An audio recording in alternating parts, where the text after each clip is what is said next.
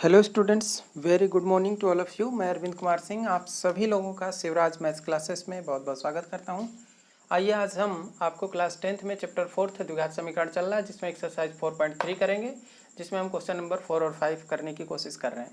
ठीक है, आइए सबसे पहले क्वेश्चन नंबर 4 देखते हैं। देखिए क्वेश्चन नंबर 4 क्या है कि 3 वर्ष पूर्व रहमान की आयु, मतलब कोई व्यक्ति रहमान है जिसकी 3 साल पहले जो उम्र थी उसका व्युत्क्रम, ठीक है ना, और अब से मतलब जो वर्तमान है उससे 5 साल बाद 5 वर्ष पश्चात आयु का व्युत्क्रम, उस मतलब 3 साल पहले जो आयु थी उसका व्युत्क्रम और 5 साल बाद जो आयु होगी उसका व्युत्क्रम, दोनों को अगर जोड़ दें, योग कर दें तो वो 1/3 है। ठीक है ना, तो उसकी वर्तमान आयु क्या है, उसकी अभी प्रेजेंट एज क्या है, ये बताना है, ये हमारा क्वेश्चन है। तो सबसे पहले सॉल्यूशन में आप क्या करेंगे, लिखेंगे माना रहमान की वर्तमान आयु बराबर x वर्ष, क्योंकि प्रेजेंट तो पता हो अभी कितनी है तो x वर्ष है। ठीक है ना, अब 3 वर्ष पहले, अगर अभी हमें पता है कि हम 10 साल के हैं तो 3 साल पहले क्या होगा, 7 साल के रहे होंगे, क्योंकि 10 - 3 7 साल, और 5 साल बाद कितने का होगा, तो अभी 10 साल के हैं तो 5 साल बाद 15 के हो जाएंगे, क्योंकि 10 + 5। तो अगर पहले की बात की जाए तो हम उसको माइनस करते हैं, और बाद की बात की जाए, पश्चात की बात की जाए तो हम उसको ऐड करते हैं। तो 3 वर्ष पूर्व रहमान की आयु क्या होगी, x - 3 वर्ष। ठीक, और 5 वर्ष पश्चात रहमान की आयु क्या होगी, x + 5 वर्ष। ठीक है, अब इतना करने के बाद आप देखेंगे कि 3 वर्ष बाद आयु का व्युत्क्रम, 3 वर्ष बाद आयु कितनी है, x - 3। 3 वर्ष बाद नहीं, यहाँ 3 वर्ष पूर्व है, 3 वर्ष पूर्व। ठीक है, 3 वर्ष पूर्व आयु का व्युत्क्रम और 5 वर्ष बाद आयु का व्युत्क्रम, इन दोनों का अगर प्लस कर दें तो वो 1/3 के बराबर है। तो 3 वर्ष पूर्व आयु कितनी है, 1/x - 3, और 5 वर्ष बाद आयु कितनी है, 1/x + 5, क्योंकि 5 वर्ष आयु का व्युत्क्रम करना है, 5 वर्ष बाद जो आयु उसका व्युत्क्रम, तो 1/x + 5, दोनों का व्युत्क्रम हो गया, 1 करके लिख लेंगे तो व्युत्क्रम हो जाएगा। ठीक है, और बराबर 1/3 तो है ही है, वो 1/3 लिखा। अब इसको जोड़ना है, ठीक है ना, तो कैसे करेंगे, x + 5 का 1 में गुणा कर दीजिए, x + 5 आ जाएगा, फिर बीच में प्लस लिख लीजिए, x - 3 का 1 में गुणा x - 3 हो जाएगा, और नीचे होगा x - 3 गुणा x + 5 बराबर 1/3। ठीक है, इसके बाद क्या होगा कि ऊपर आपको दिख रहा है कि x और x मिलके 2x हो जाएंगे, x और x मिलके 2x, और 5 में से 3 घट जाएगा तो 2 आएगा, और नीचे x का x में गुणा x², फिर x का गुणा 5 में होगा 5x, फिर 3 का गुणा x में होगा -3x, और 3 का गुणा 5 में होगा तो -15 बराबर 1/3। ठीक है, इसके बाद आपको देख रहा है कि 2x + 2, नीचे x² का x², 5 में से 3 घट जाएगा क्योंकि प्लस माइनस है, तो 5 में से 3 गए 2x, और -15 - 15 = 1/3। ठीक, 3 का 2x में मल्टीप्लाई, 3 × 2 = 6x, और 3 × 2 = 6, अब 1 से x² में x² आएगा, 1 का 2x में 2x होगा, और 1 का 15 में -15 होगा, कोई फर्क नहीं पड़ेगा, वही पूरा लिख लेंगे।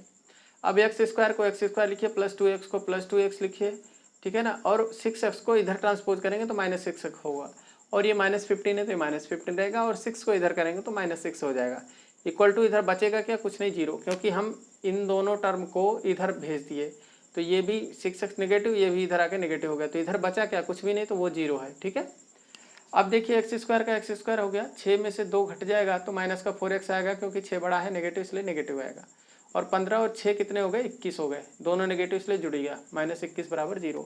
ये एक द्विघात समीकरण है, ठीक है ना, तो यह एक द्विघात समीकरण है, अतः इसे ax² + bx + c बराबर 0 से तुलना करके श्रीधराचार्य सूत्र से हल करेंगे, मतलब जो क्वाड्रेटिक फार्मूला होता है, जो द्विघाती सूत्र होता है, उसी का प्रयोग करके इसको हम हल करेंगे। ठीक है ना, तब मैं इसको इरेज करना चाहता हूँ, आइए इसको इरेज कर देता हूँ।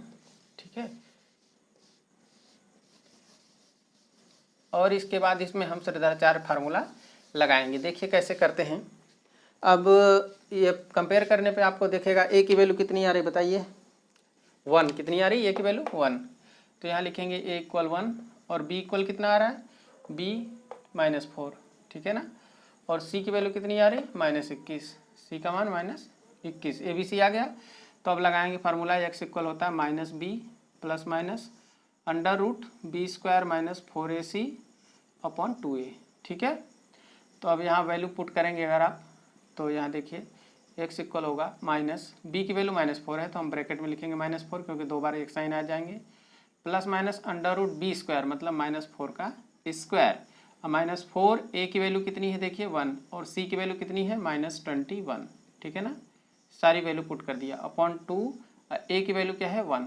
ठीक है, अब इसको सॉल्व करिए तो minus minus plus 4 and plus minus under root of 4 चौके 16 और माइनस माइनस प्लस और 4 इकाई 4, 4 का 21 में गुणा 4 इकाई 4 और 4 दूनी 8, 21 चौक 84 और नीचे 2 इकाई 2।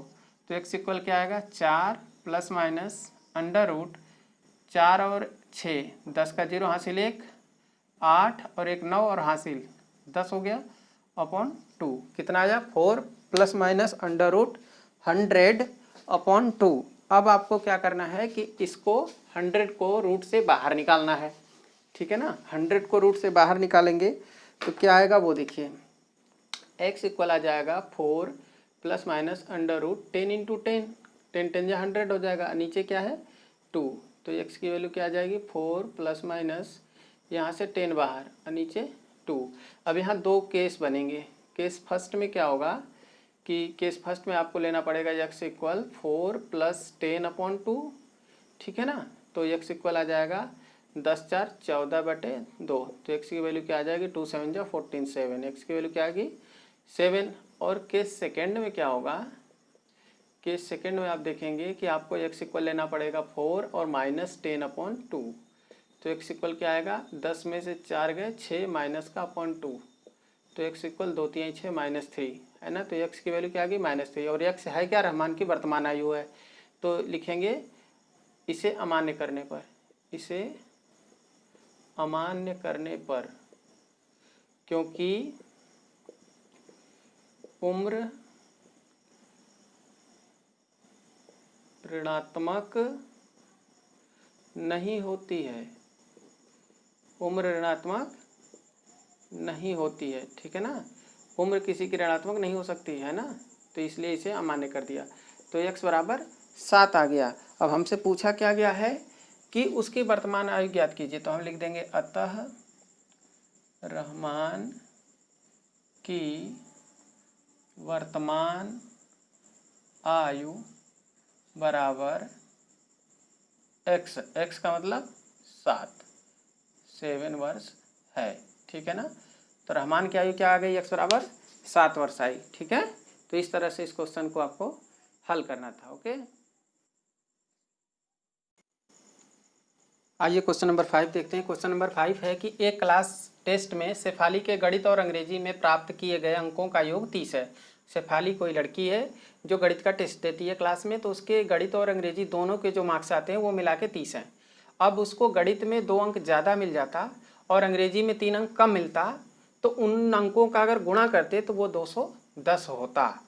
तो अब उसके द्वारा दोनों विषयों में कितने अंक प्राप्त किए गए ये हमको निकालना है, ठीक है ना।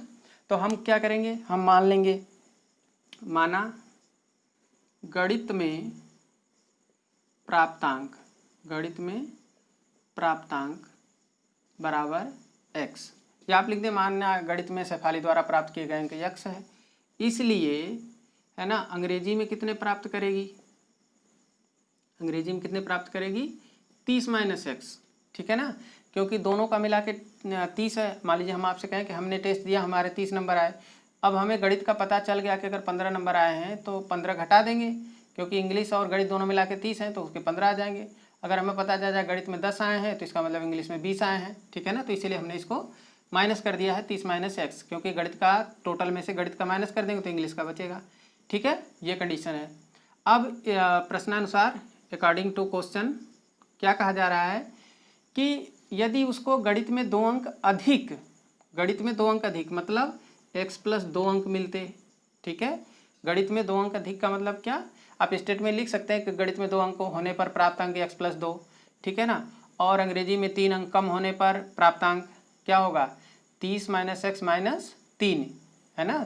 30 माइनस एक्स माइनस 3, क्योंकि अंग्रेजी में 3 कम करेंगे और गणित में 2 बढ़ाएंगे, तो ये क्या हो जाएगा 30 माइनस एक्स माइनस 3, ठीक है ना। ये गणित में 2 बढ़ गए, अंग्रेजी में 3 कम हो गए। अब इनका यहाँ पे गुणा हो गया, तो ये कितना आ रहा है 210 आ रहा है, ये आपका कंडीशन बनेगा।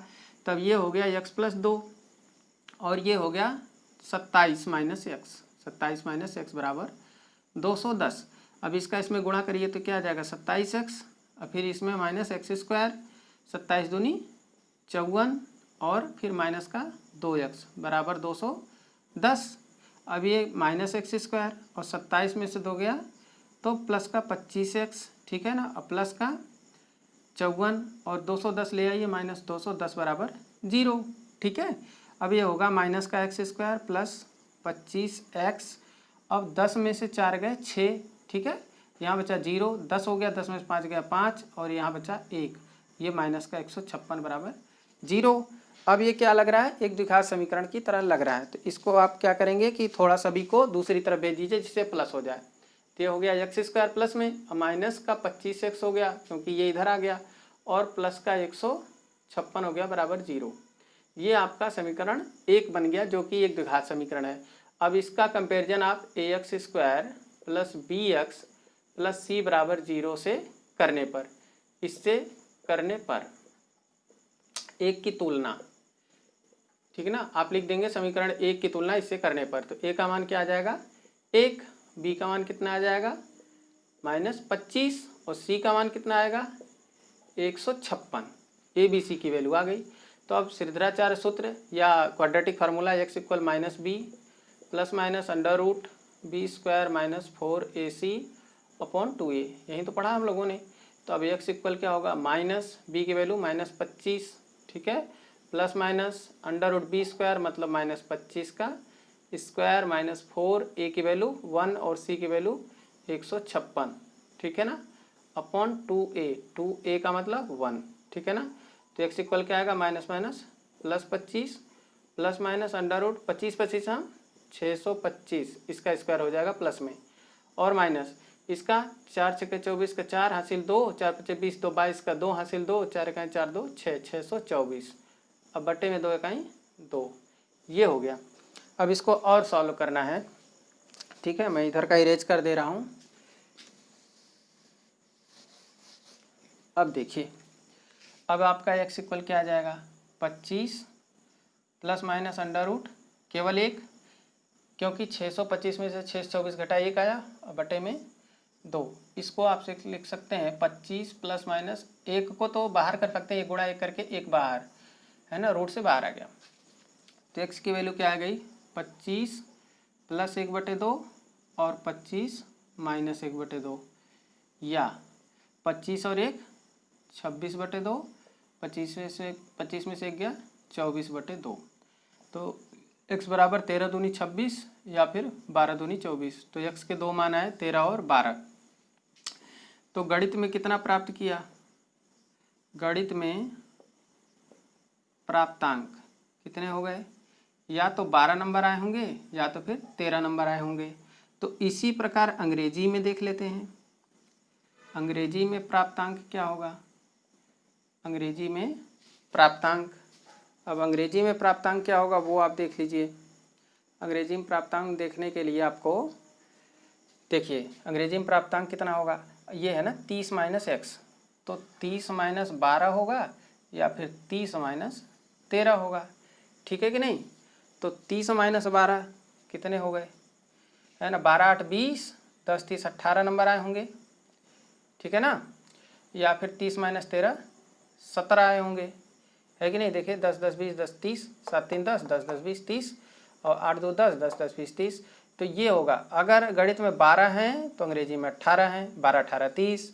अगर गणित में 13 हैं तो अंग्रेजी में 17 हैं, तो 17 13 30, दोनों का योगफल 30 हो रहा है, ठीक है। तो इस तरह से आपके इस क्वेश्चन को हल कर लेंगे, ठीक है ना। स्टेटमेंट भी थोड़ा आप इसमें डाल के लिखते जाएंगे जैसे मैंने बोला है, ठीक है, उसको और बढ़ाने के लिए। बाकी सॉल्यूशन तो ऐसे ही होगा, ठीक है। उम्मीद है आपको ये भी क्वेश्चन दोनों आज के समझ में आए होंगे, ठीक है ना। तो इनको आप करिएगा, समझिएगा, और कमेंट बॉक्स में ज़रूर बताइएगा आपको कैसा लगा, ठीक है। और लास्ट में एक ही रिक्वेस्ट, वीडियो को लाइक कीजिएगा, सब्सक्राइब कर लीजिएगा चैनल पर नए होंगे तो, और बेल आइकन प्रेस कर लीजिएगा जिससे आपको नोटिफिकेशन मिल सके, और अपने फ्रेंड्स का शेयर करना मत भूलिएगा। थैंक्स फॉर वॉचिंग, बहुत बहुत धन्यवाद आप सभी लोगों का। इसी प्रकार जुड़े रहिए मेरे साथ, बने रहिए। Once again thank you very much.